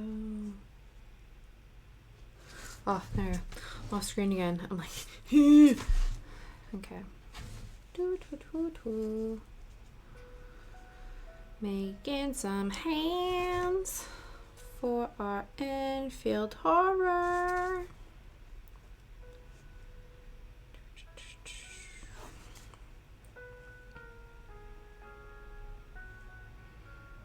Okay.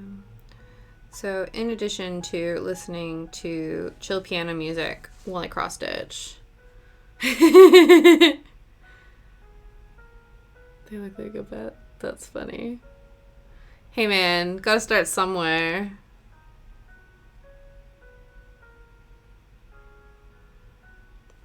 Yeah, I guess with a pen too, like it kind of needs a little bit, I don't know, like I feel like it would be finicky. Like it would be finicky to make it really smooth.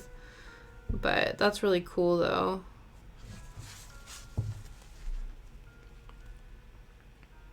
To be fair, I feel like because Liam had his 3D, or his 3D pen, and he was doing stuff on it. And yeah, I feel like it was hard to make stuff smooth.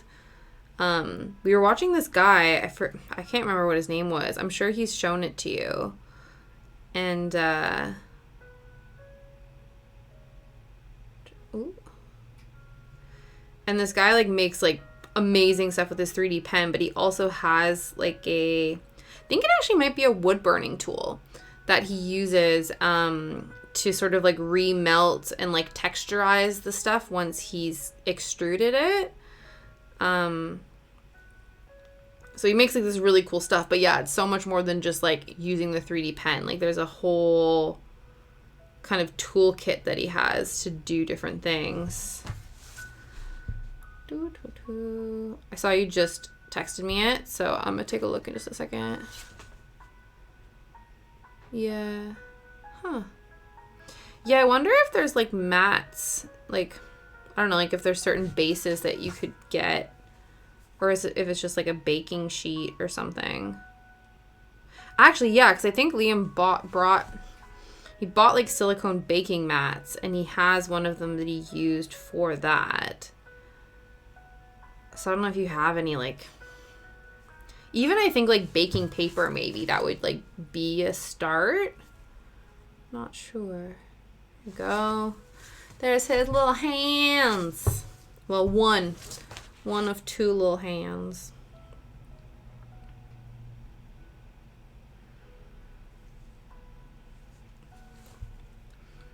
I think the thing that's cool about like the 3D pen as well is like, I think especially because,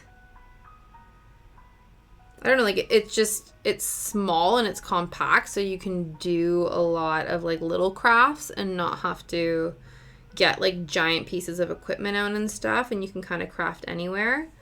Because I think like, because cross stitch is alright too, but I even find that like, because my mom with quilting and stuff, it's like you need a space for a giant ass sewing machine, you need a space for an ironing board, like you need a lot of room to do stuff. Let me find it. Let me see. Oh yeah. Oh, those are really cool, though. Like, I like the fact that, like, some of them are textured and stuff. Yeah, dude. They're not nearly, like, they're not nearly as janky as you were saying they were. So, I think cut yourself some slack. I think they look good. But, yeah, I can see, like, getting the initial contact point would sort of make or break the situation. Even too, like that's what Liam has with just the 3D printer in general, is sometimes like the initial first contact doesn't happen, and then it's like any layers that you then build over top of it, it just like the whole thing pops off and then it can't be consistent. Yeah, definitely. But yeah, like like maybe try like a baking mat or a silicone mat or something. I even wonder if something like this. So to be fair, I feel like if you printed on this and peeled it up, like it would peel off the like gridding and stuff on here. But maybe. Perhaps. Oh, there was another little bit of string. I always find with these like little pieces, I like put them aside or put them down somewhere and then they stick to something. And that's it. They're gone forever. Oh well, that's fine. We'll just have to use a big piece of string. It's all good. It's fine. Okay. Yeah. Cool.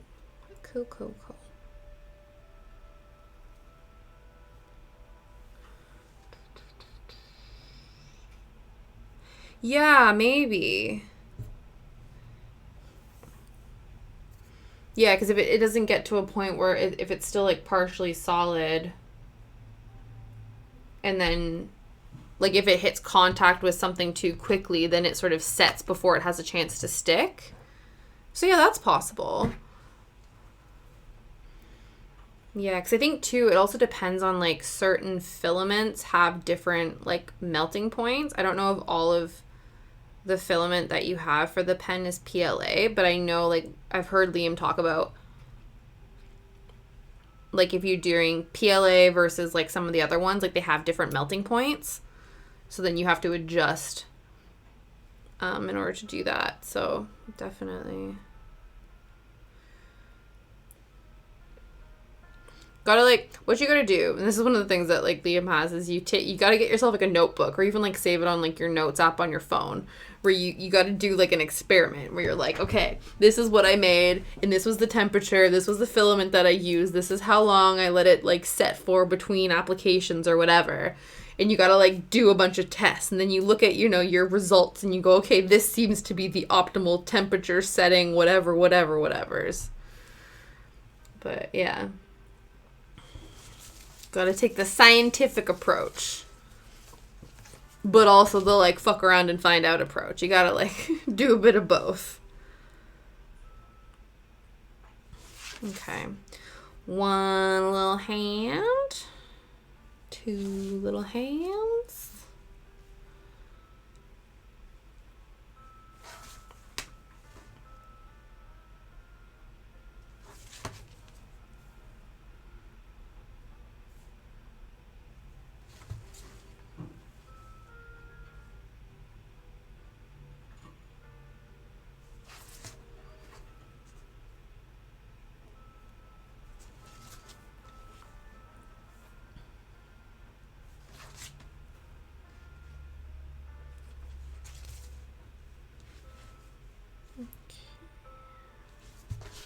Oh, let's do posture check.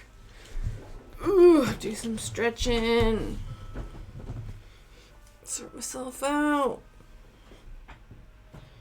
There we go. Little string. Tuck my chin. Straighten up. Okay, let's keep going.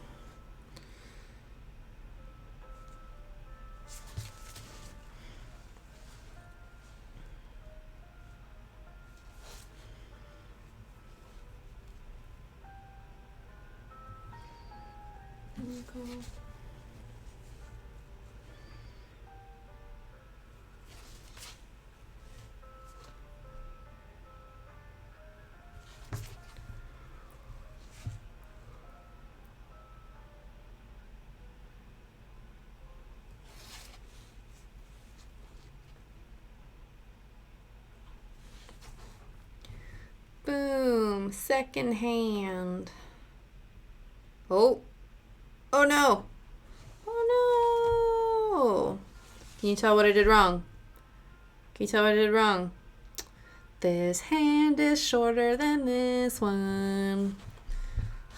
Time to frog. Rip it, rip it, rip it.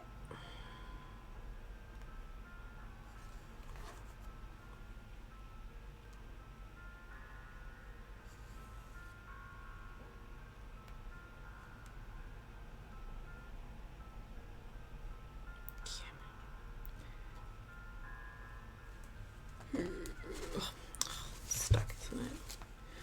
She's stuck.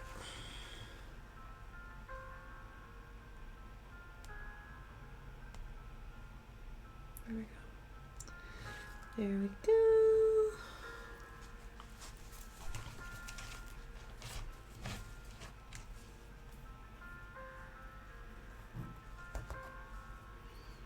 Okay. Okay. Let us recover from that momentary setback. Good thing I didn't park the thread and cut it, because that would have been a real pain in the ass. Especially because I had to add...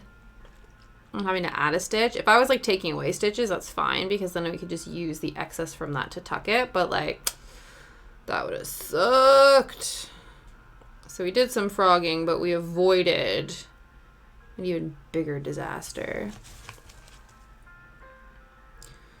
1, 2, 3, 4 hand lengths down.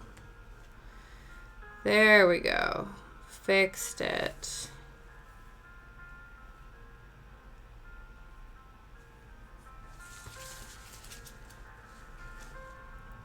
Just felt counterintuitive. Like if I'm going out of my way to make his like, you know, accent shoulder pads the same length, it would seem a little bit silly to be like, but he can have lopsided hands. No. No, he cannot.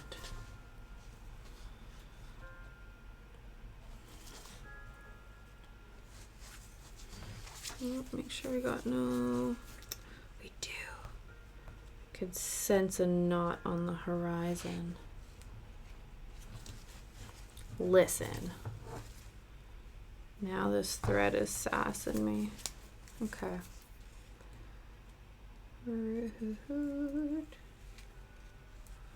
Sometimes if you just pull it, it like unknots itself. And sometimes it makes it worse. Shoot.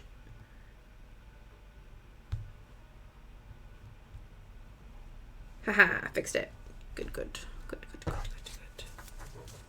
I feel like that used to happen a lot when I first started stitching, is like I would get knots in the backs of my threads constantly. I think on almost any of my completed works there's ones where like the thread like loops itself into itself. I don't know. And then it becomes a problem. But it doesn't really, like, as long as the knot doesn't come into the front of the cross stitch, it kind of isn't a huge deal. Obviously you like lose thread yardage when you have a knot in the back, because obviously that knot is taking up all of your string, but it doesn't actually really do anything. It's just more of a pain in the ass that you're like, okay.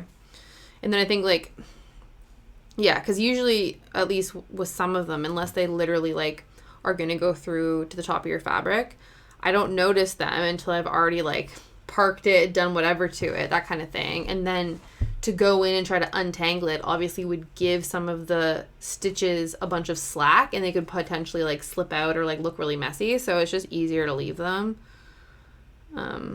Because, yeah, I don't know.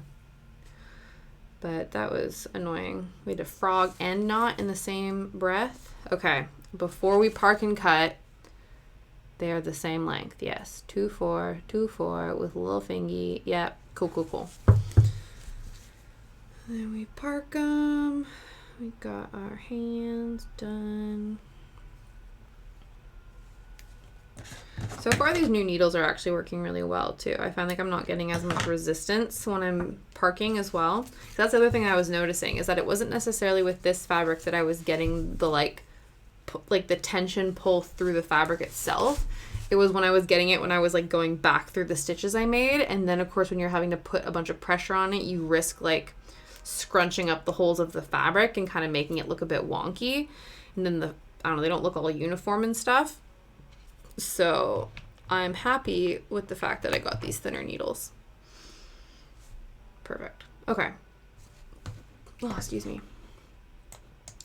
Hands are done.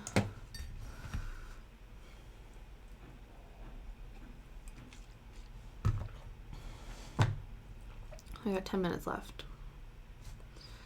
So I'm thinking we have some options. We can finish this. Well, I can finish it off camera, and then we can do the next cryptid next week. Or I can finish him next week.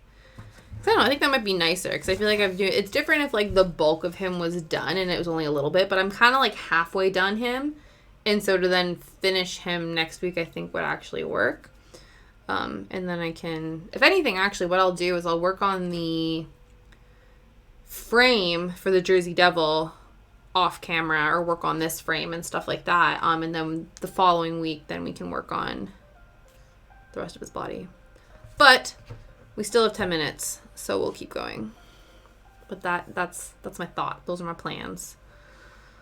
So then that way, we actually get to like see his face emerge in real time instead of me like, you know, keeping all of that. I don't want to hoard all of that excitement to myself. I would like to share it with all of you. So we can watch his beady little red eyes come together.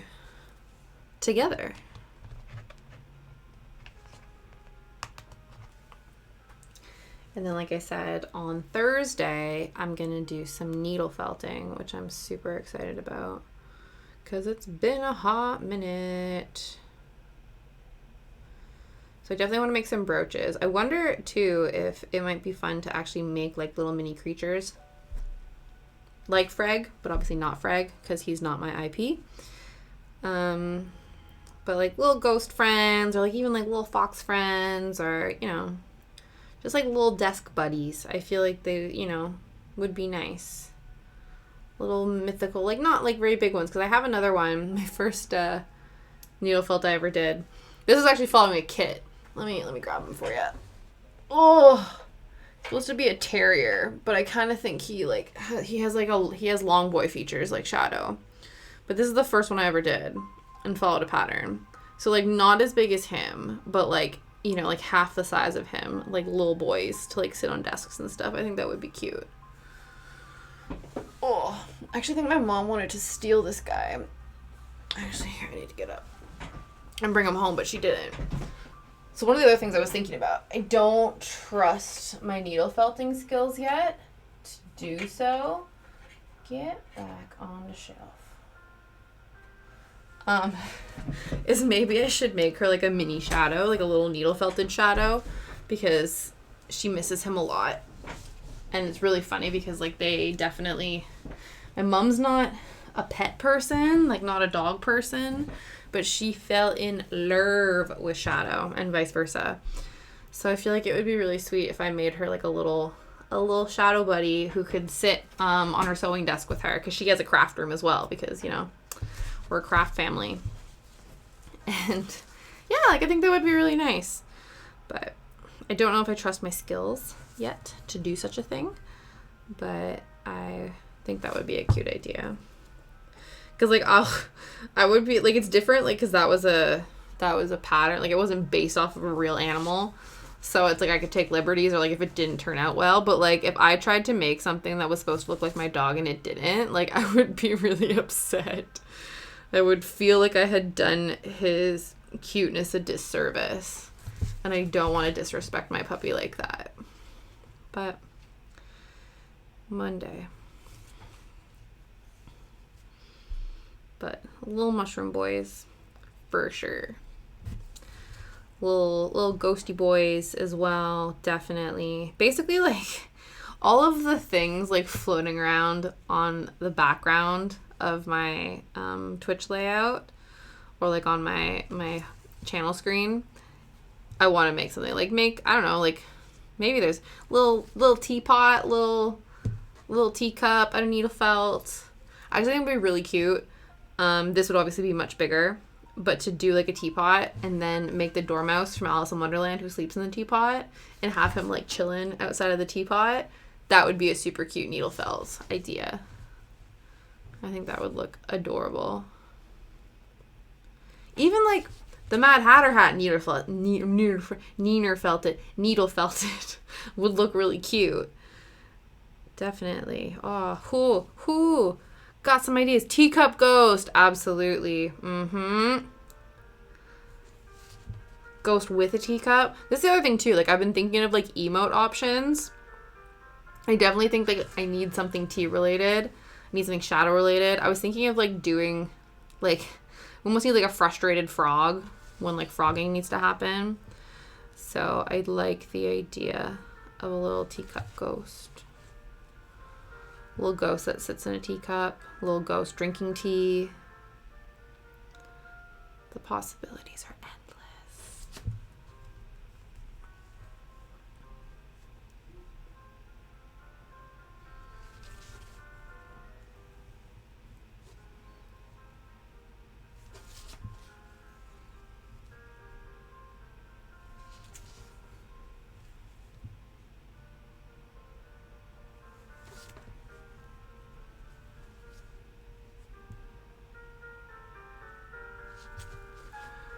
Okay.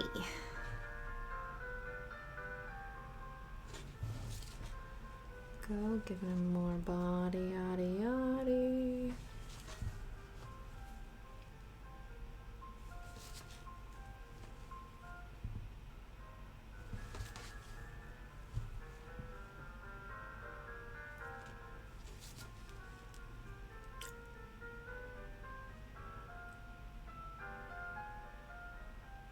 Okay. What a sophisticated sounding ghost. Top hat ghost. Absolutely. Little Victorian ghosties. Oh my god, I love it so much. I love it. There's just gonna be a whole ghost family having tea. I think you might need to happen. Like, I was fully prepared to make like mushroom brooches and stuff, but also like ghosts in a top hat might need to happen. This is good. I have tons of ideas. Maybe Thursdays will just be strictly needle felting because clearly there's just so many ideas now. Too many options. Love it. I love that idea.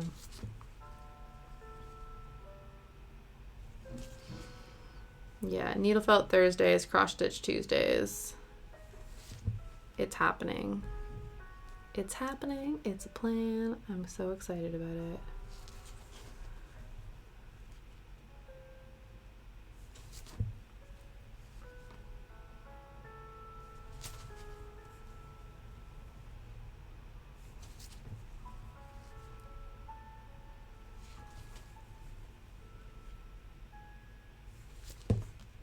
See what I mean? Like, about speed at which things happen. Like, because I know I have these two barriers here, I know I'm not going to go over stitching. So all I'm doing is just, like, railroading back and forth. And it's going much quicker than it would have been the other way.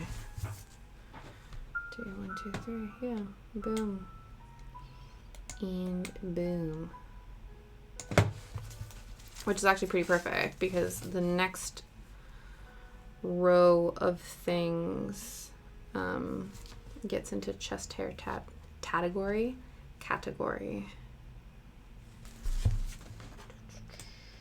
Make sure cross these out, know what I'm doing. Let's park these in here now. So what's this? 1, 2, 3, 4, 5, 6.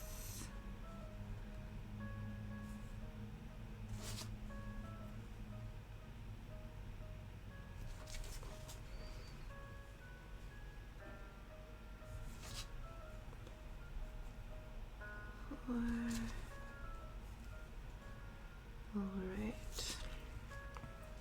Yeah, so we will finish this little line here.